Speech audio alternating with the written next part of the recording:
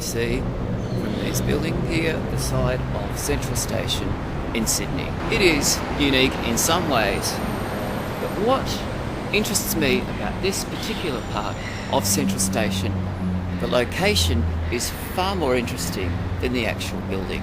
Underneath here lurks one of Sydney's great secrets of the convict times. Beneath us is where the infamous ball crusher was. The ball crusher was a torture instrument. It was a mill or a treadmill where the children used to have their hands tied to a pole up here and their feet could not touch the ground.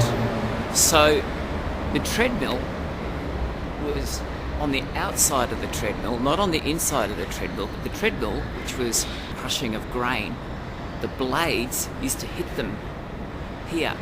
So the only way that they could keep away from the blades of the treadmill was to tread like this.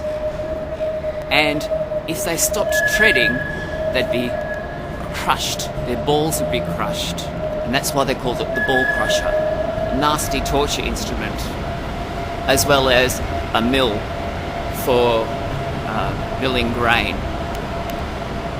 There's the only light rail system we have in Sydney at this point of time. There's a train museum here, which is the usual blah blah blah of trains. And as you see, this is really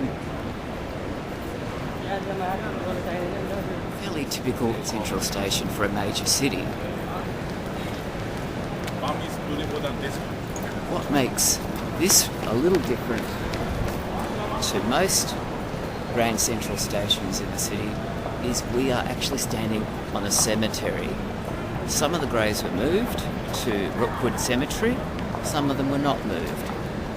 And when people are walking in the tunnels under the platforms, they're actually walking through old graves of the old Sydney cemetery. You probably know there is no cemetery in Sydney. That's because this is where the cemetery used to be. They moved most of the graves to Rookwood, which is about 30 kilometres west in the last century. How did they get them that far when people didn't have cars? Easy. They used to train them out there.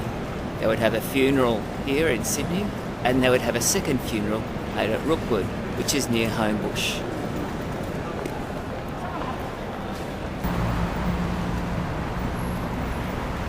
Well, here we are at Railway Square, which is on the south end of Central Station, where the light rail, or the trams of the old transport system, used to meet up with the heavy rail of the train system.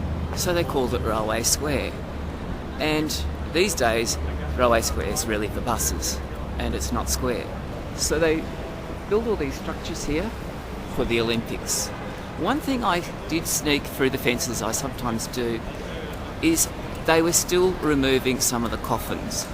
They carelessly didn't remove all the coffins when they built the Railway Square in Central Station. And a lot of people don't know, when they come through here, there are still coffins under this ground. I saw them removing them when they built this area for the Olympics. There's still some down there, which is something to think about if you're a backpacker and you're going to stay here, which is a YHA. You will have an interesting time, I can guarantee it. You're all sleeping on dead people. It's the live ones that you've got to worry about. So, let's walk through underneath where dead used to lie. Here we have the famous Devonshire Tunnel, which seems to go forever and ever on the south end. This is very, very busy. It's one of the only ways to get from the Surrey Hills side to the Ultimo side of Sydney from east to west, the tunnels. And it is a very fast way of getting here. Also a lot of buskers along here as well. There's murals along the walls. You somewhere that used to be a cemetery, it's very much alive. Fascinating place. And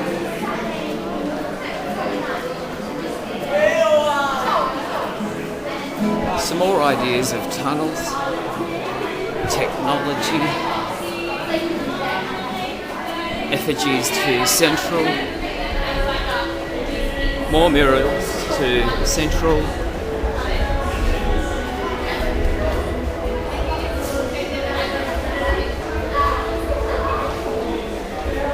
I think graffiti is more interesting myself.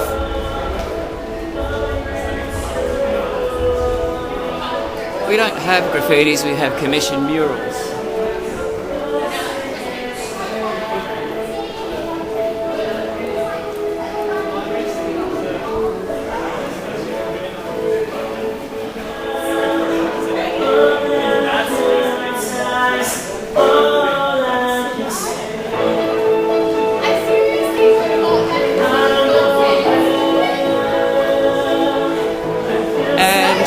Going through this story here,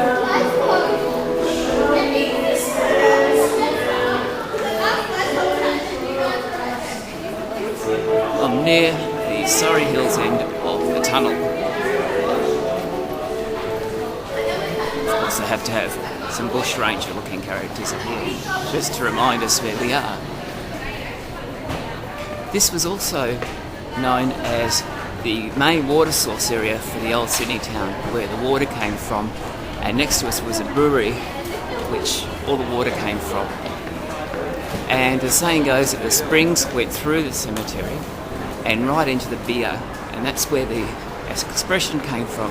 A good strong beer has bones in it. A good strong beer has bones in it because the water was filtered through a cemetery, and the cemetery was Central Station. And the beer was called Tooth's beer. Tooth's was literally had bones in it.